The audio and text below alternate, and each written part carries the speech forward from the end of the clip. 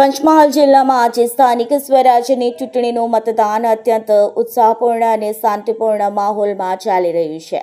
આ લોકશાહીના મહાપર્વમાં નાગરિકોમાં અને રોજેમ જોવા મળી રહ્યો છે। ત્યારે શહેરા તાલુકાના જૂનીવાડી ગામથી એક પ્રેરણાદાયી કિસ્સો સામે આવ્યો છે। શહેરાના જૂનીવાડી ગામના યુવાન જય કરણસિંહ સોલંકીના આજે લગ્ન હોવા છતાં તેમણે સંસારની નવી સફર શરૂ કરતા પહેલા નાગરિક તરીકે પોતાની પ્રથમ ફરજ નિભાવવાનું પસંદ કર્યું હતું। જય કરણસિંહના લગ્ન મહેસાણા જિલ્લાના વિજાપુર તાલુકાના સોજા ગામ ખાતે નિર્ધારિત છે। જાન લઈને રવાના થતા પહેલા વરરાજાના પરંપરાગત પહેરવેશમાં સજ્જ થઈને તેઓ સીધા મતદાન મથક પર પહોંચ્યા હતા। સાફો અને શેરવાની પહેરીને સજ્જ થયેલા વરરાજાને મતદાન મથકે જોઈ અન્ય મતદારોમાં ભારે કુતૂહલ અને ઉત્સાહ જોવા મળ્યો હતો।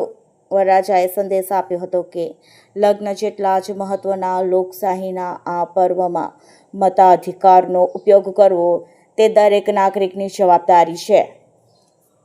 રિપોર્ટર પ્રિતેશ દરજી, પંચમહાલ। બોલો।